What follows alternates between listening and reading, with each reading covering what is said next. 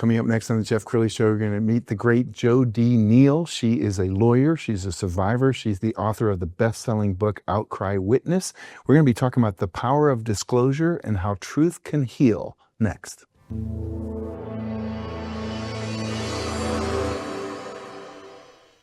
Many are predicting that the worst is yet to come, which is unfortunate, said one person here.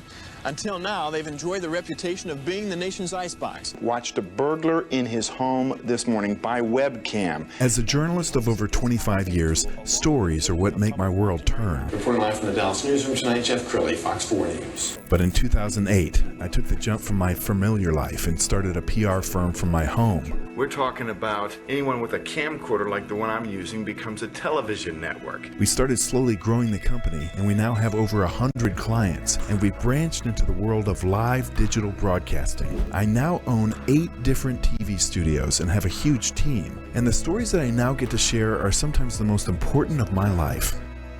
Life has a funny way of coming around full circle. This is the Jeff Crilley Show. Well, there's an old saying, there are 2 most important days in any person's life. It's the day you were born and the day you find out why you were born. JoDee Neil is a new friend of mine. She's a lawyer. She's a survivor. She's the author of the best-selling book, Outcry Witness. Thank you so much for coming on the show, because you recently found out why you were born. You nailed it. You nailed it. Thank you so much for having me. What a gift it is to be here. Yeah, I finally have the thing that I know I'm here to say. All right, share more of your background, because your father was a big attorney here. Yes, my dad was a trial lawyer. Many antics, stories I've heard over the years, from dancing on the courtroom table. One time he fired a weapon in a courtroom, smoking a cigar, at counsel table. The things you could do in the 70s, I guess, before there were, rules.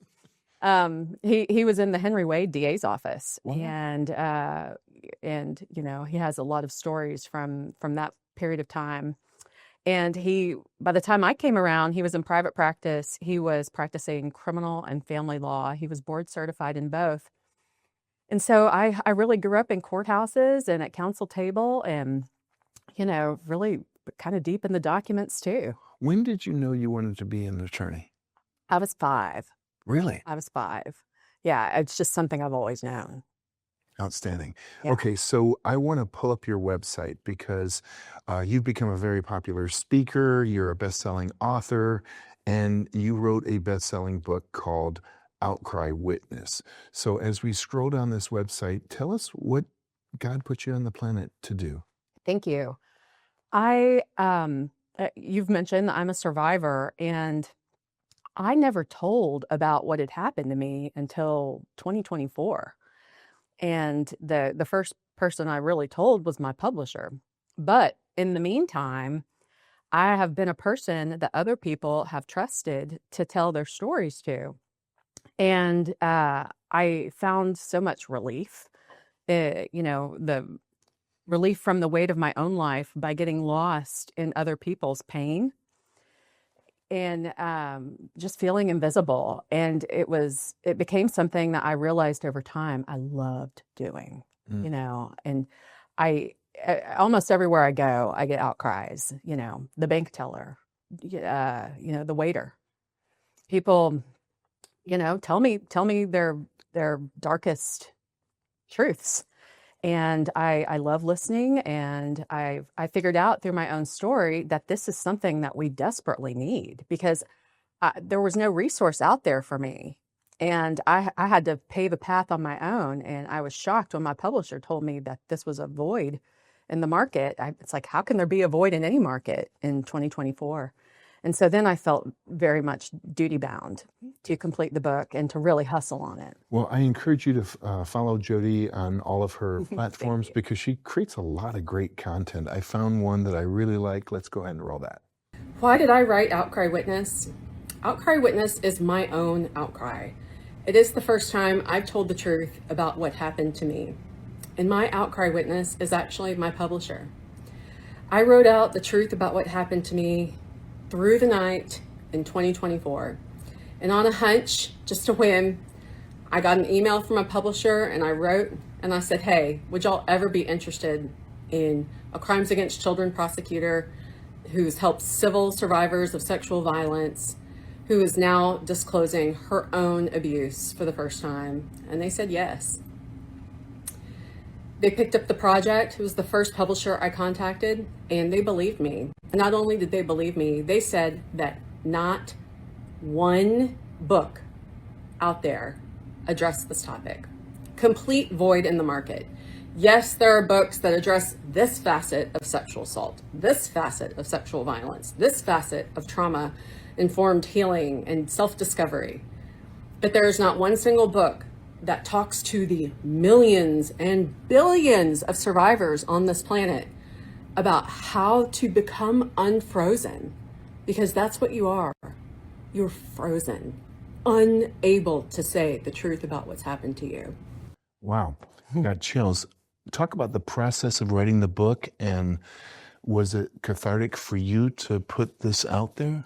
Absolutely. Absolutely. I believe more and more every day as I feel my nervous system regulating, my body settling down, my sleep is improved, and it was not, I call it like Shadrach, Meshach, and Abednego. You're walking through the fire. Sure. But it's not as bad as we fear it's going to be. And the benefit is an actual life, not just surviving.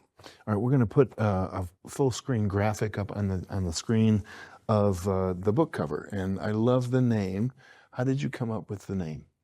So Outcry Witness is a legal term of art. It's a hearsay exception. In the rules of evidence, we all know, objection, hearsay. And but the law recognized, I believe it was in the early 90s, that when an outcry witness is the person that a child under the age of 18 first tells about the abuse, an adult who the child tells. And then the adult can come to court and testify about the child's statement to, support consistency, to rebut a defensive theory for all these other reasons. And it's written into the code. It's a hearsay exception. And it just always grabbed me. It's very powerful. What do you want people to get out of the book? I want people to become free from the pain of holding the truth inside. We were talking just before the show because you said, Jeff, if you asked me this question, I could get emotional. So I'm going to take you back to that spot. What gets you emotional about your journey? So much of the shame that I felt was really a biological response to suffering crime. And when I think about how I was really overtaken by fear, it's the fear of saying the truth about what's happened to me that kept me very much in bondage. And I struggled with a life in bondage. I suffered like many survivors do, with addiction troubles and alcohol troubles and chaotic, toxic relationships. And I mourn for the time of my life that I wasn't really living. Yeah. In the last 2 minutes, give some words of wisdom to the person out there who you're reaching with this and they need to step forward.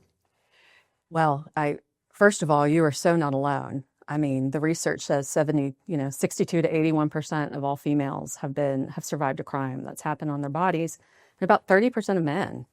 And no one's talking about it, and it's affecting our society, our culture, our families.